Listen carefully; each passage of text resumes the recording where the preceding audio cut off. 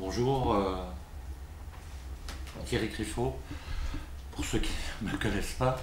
Je suis auteur de romans noirs et donc ça tombe bien puisque le thème de la conférence c'était choisir une couleur sur la palette. Donc je ne sais pas si le noir est une couleur ou le noir est l'absence de couleur. Donc pourquoi le noir? Pourquoi j'ai choisi le noir? Pourquoi j'écris sur le noir? Parce que euh, entre le blanc, je ne sais pas si le blanc est une couleur, entre le blanc de la venue au monde, puisque le premier linge qu'on met sur un bébé, sur un nourrisson, c'est du blanc, et le dernier linge qu'on met sur quelqu'un qui part de ce monde, c'est le noir. Donc voilà, entre le blanc de la virginité de la seconde quand on vient au monde et le noir de la dernière seconde, c'est cette bascule euh, comment dire, ce chemin qui m'intéresse. Du blanc virginal au noir de la fatalité. Donc en fait, le problème, un de plus qui me, qui me colle à la peau, c'est que j'ai été publié dans des collections dites policières, et moi je fais du noir, c'est-à-dire qu'il y a une espèce de cliché et de comment dire, définition qui colle à la peau du policier, du roman policier, puisque quand on parle de roman policier, il y a quand même certaines idées qui viennent tout de suite comment dire, Sherlock Holmes, des privés des années 30 avec le feutre, l'imperméable, des romans à investigation de Agatha Christie, jusqu'au polar des années 50 avec les truands, jusqu'au polar des années 60 avec, où c'était plus social et plus politisé, donc, et avec depuis les années 70, 80, 90, voire 2000, toutes les séries policières qui, même si avec ce qui nous vient des États-Unis, a pris un nouveau tour, c'est vrai qu'on pense aux personnages de flics, de Colombo à Derrick à Navarro, à la femme gendarme. Donc tout ça fait qu'il y a dans l'esprit des gens, dans l'inconscient des gens, il y a une espèce de stéréotype du polar avec une enquête qui est menée par un flic. Donc le terme de polar est un terme aussi comme un générique que le rock'n'roll. Il y a 50 rock'n'roll et il y a 50 polars. Donc le polar est un genre. Mais je pense que peut-être les genres, les livres ou les films à l'intérieur d'un genre les plus intéressants sont peut-être ceux qui justement sortent des codes et sortent du genre. C'est-à-dire qu'à partir du moment où dans comment dire, western, on sort du cliché, ça c'est un peu caricatural, mais il y en a eu beaucoup, on sort du cliché, les cow-boys et les indiens, les gentils cow-boys et les méchants indiens, quand on sort du cliché où un flic qui est au service de la loi, de l'ordre, et forcément est un saint homme, et forcément de l'autre côté, le type qui est chargé de retrouver est une crapule parce qu'il a transgressé, donc le blanc et le noir. Si on sort de ce cliché-là, on touche à quelque chose qui, moi, me touche particulièrement, c'est-à-dire la fragilité de l'être humain, la difficulté à être quelqu'un de bien, avec une tête bien faite et bien pleine, et quel que soit comment dire, la place qu'on a dans la société, et bien qu'on soit du bon côté de la loi ou du mauvais côté de la loi, il est possible qu'on transgresse. Donc c'est ça qui m'intéresse, c'est la difficulté à être quelqu'un de bien, la difficulté à le désir comment dire, de respectabilité, le fait de ne plus supporter qu'on vous montre du doigt et qu'on vous juge parce que même si vous êtes dans la société, vous êtes un nain, vous êtes petit, vous avez des problèmes sexuels, vous avez une couleur de peau qui n'est pas la même que l'autre, etc., etc.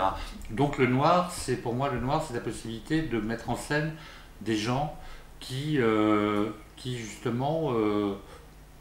souffrent d'un mal caché ou d'un mal visible. C'est essayer de mettre en scène des marginalités qui essayent de sortir la tête de l'eau. Et ces marginalités sont ou sociales, ou physiques, ou sexuelles. Donc c'est des gens qui, encore une fois, et je pense qu'on est, si je m'inclus, on est nombreux à avoir des rêves, pas des rêves de gloire, mais des rêves de bien-être, de bonheur, d'amour et de sérénité. Donc voilà pour faire le tableau noir du roman noir. Donc le thème aussi c'était le noir et c'était aussi, donc j'en ai parlé un peu, la double vie, enfin la double vie est un bien grand mot, mais les secrets qu'on peut avoir, ou les choses cachées, ou les choses enfouies, ou les petites choses qui sont pas peut-être qui sont pas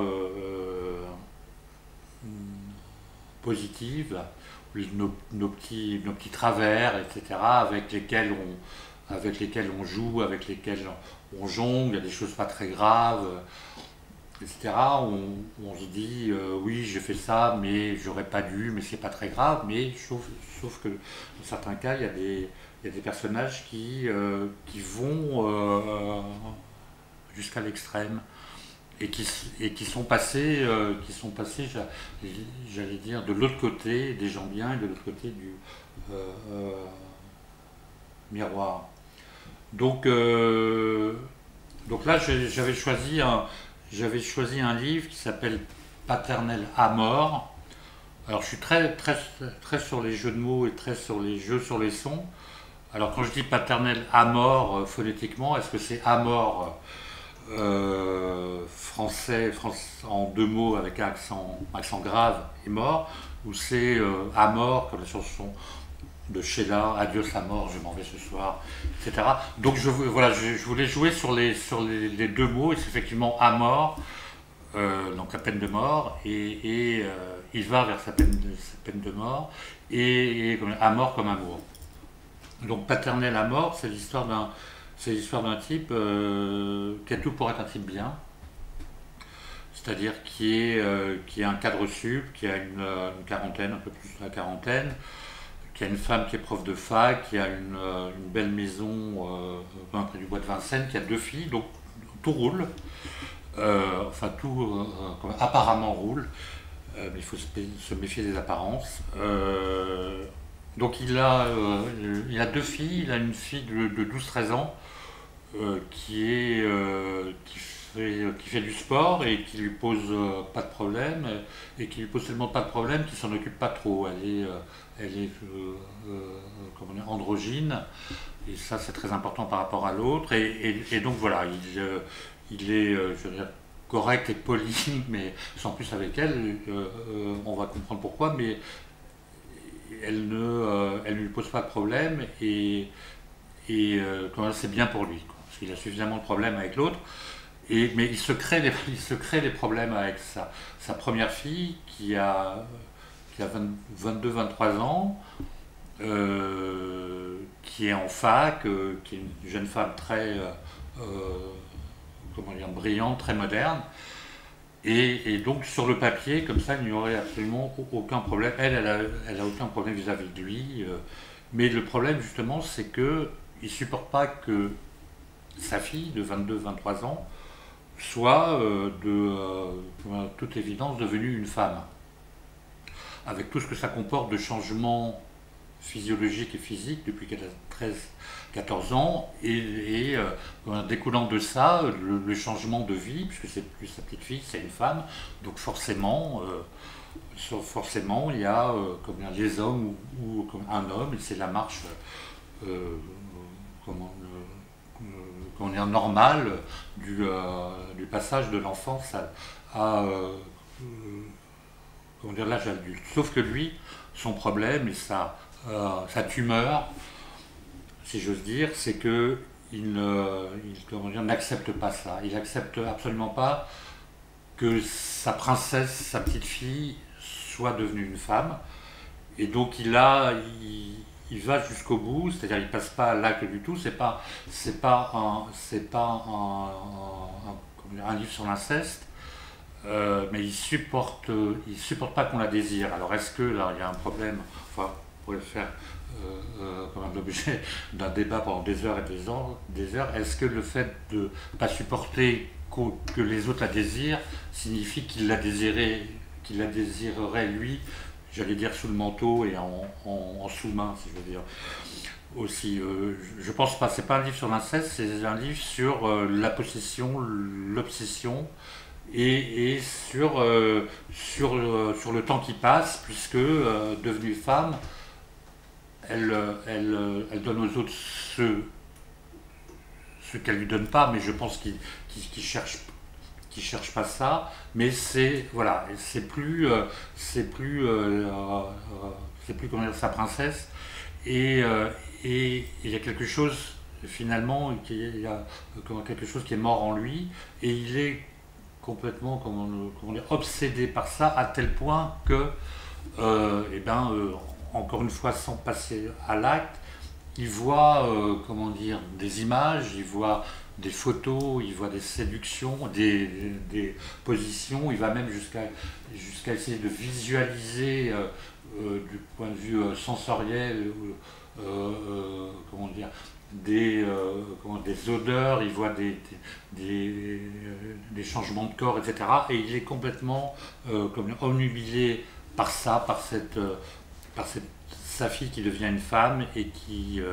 donc il a toutes les images de sexe et il supporte comme absolument pas ça et petit à petit il va aller vers comme l'exclusion, comme exclusion du monde